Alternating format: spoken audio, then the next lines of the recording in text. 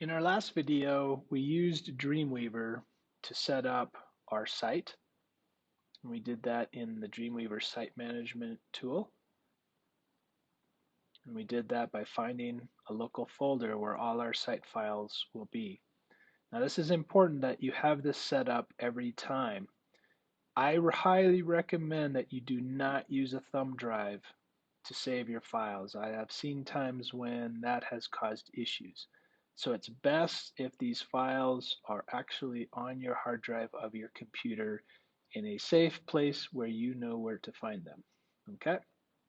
In this case, I just put it on the desktop. That's an easy place, but maybe I would have a more specific place I would want to put it. You just need to be able to remember where these files are and make sure that this is always set up when you're working in Dreamweaver. Otherwise, the template function is not going to work. Once we had our site set up, we began our site structure. We had a document that told us the type of pages that we had. And notice that we have an About folder with an index file in it. We have a Comics folder with index in it, Contact page with index in it. We have a store with an index in it, and then we have an index at the site level. This will eventually be our home page. This is what we're calling our page structure. So you should have your own page structure based upon your working document for your website. Notice that I'm following all of the best practices for folder and file naming conventions. The files are descriptive, except for index, but the folder is. So the folder names have the description. The index file will be the file in it, but people don't have to, if they went to your website, for example, you might think that this is confusing, but if they went to suchandsuch.com and they go to About and hit return in the web browser knows to look for anything called index inside of it. So it will pull up your index file. And the same if there was even a backslash. It knows to put in index.html. Now, can you put the whole address in? Yeah, that actually is the address of your website. And of course, this will have HTTP as well, or HTTPS if you have a secure socket layer. This would be the actual domain URL. But if somebody in their domain window, if all they do is type in this, the web browser knows to look for an index file. Same thing with your home page. When you go to your home page, you don't have to type in index.html. If you type in just suchandsuch.com, again, it knows to look for this index file, and that's why we have this one sitting there by itself, not in a folder. See this one here, not in a folder? That's your home page when somebody goes to your website.com and just types that in. It'll know that the actual web address has that index.html. So every folder has a descriptive name. It doesn't have to be long. It can be short, as long as it makes sense and you're staying consistent. Generally, fewer words are better, but sometimes you might want to use more words. You could call this About Us. You could call this Contact Us. And you could call this Comics Archive if you really wanted to. And that just makes it a little bit more descriptive. If you ever want to rename something, sometimes you can slow click inside and it gives you the edit window right there. Or you can right click and hit edit and rename to get that little window.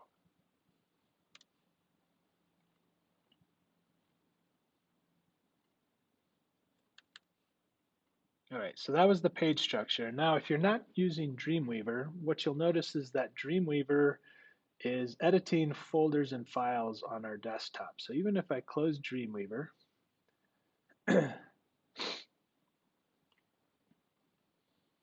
here is my site folder, the MGD2041 webcomic.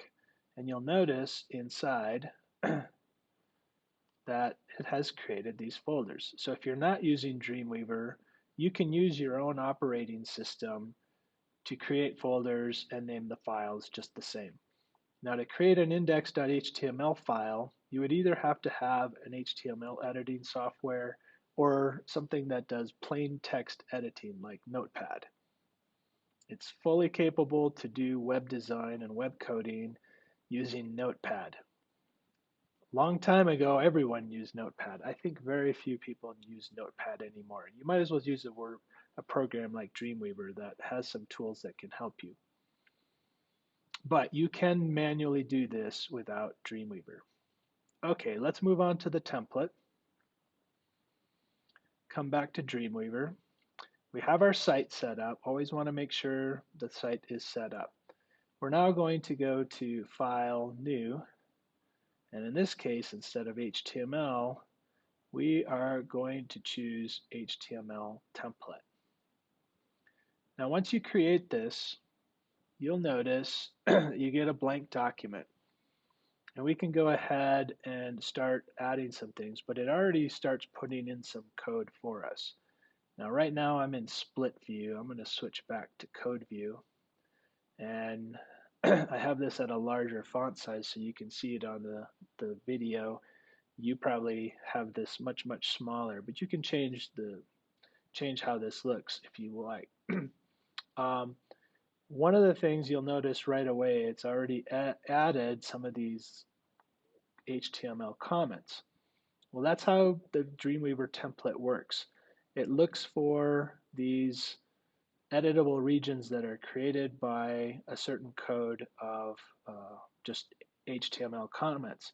So this stuff actually gets put into your code, but it means nothing to the web browser or anything else. The only thing that cares about this is Dreamweaver. Okay. Now, right now, I don't want to do too much here, but I do want to start adding some editable regions. So we have our body area, and I'm just going to start typing in some of the common semantics that we're going to have in our website.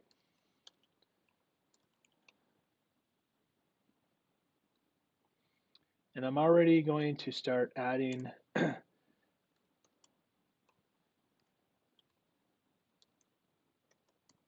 semantics for these.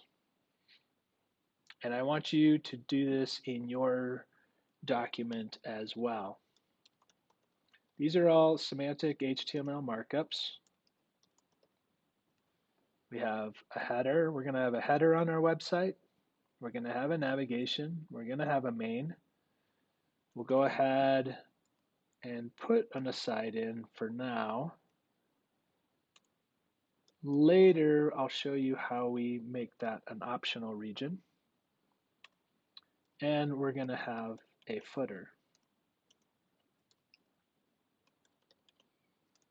I'm not putting any content into these elements yet. I'm just getting my website parts put together ahead of time. And for now, that's all I'm going to worry about. So let's go ahead and save as template. Now it's warning me I don't have any editable regions yet. And I'm okay with that. We'll add those later. Save as a template. It's going to put it into our website, and we can name this template. Now you notice that Dreamweaver is going to create a folder for templates, and the template file is in there. That's what we want it to do. Now going forward, I'll go ahead and close my template.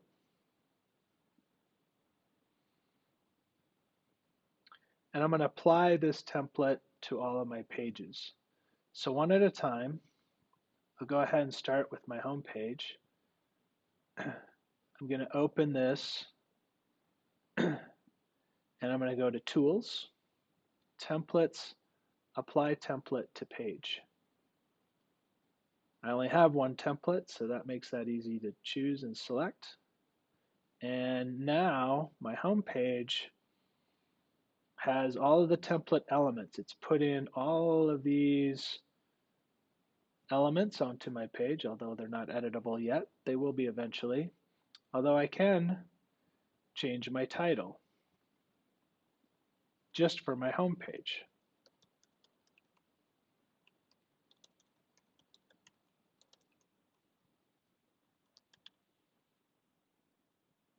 So it now has a unique title for the page. And I'll simply save that. Close it. I'll next go open my About page. Again, Tools, Templates, Apply Template to Page. And you'll be doing this for all of your pages and giving them a unique title.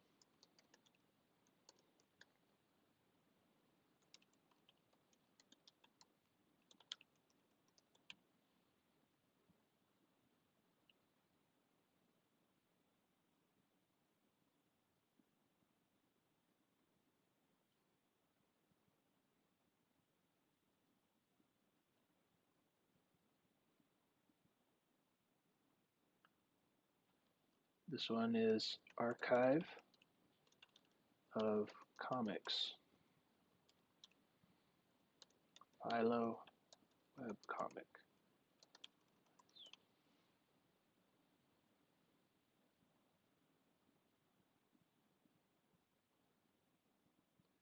I have a contact page. Oop, I opened the wrong one. Wanted the one in the contact folder. Tools, Templates, Apply Template to Page.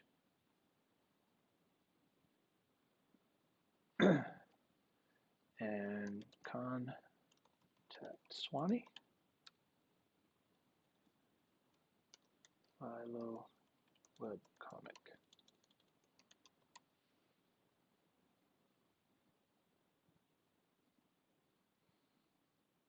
And I have one last one.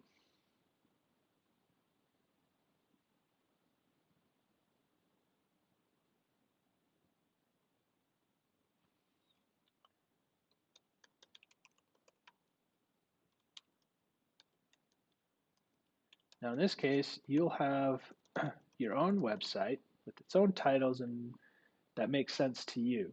So there's no need for you to call yours Philo by Swanee, okay? You'll have your own titles for each of these pages. Now let's say I wanted to create a new page from a template. I'll show you how to do that in the next video.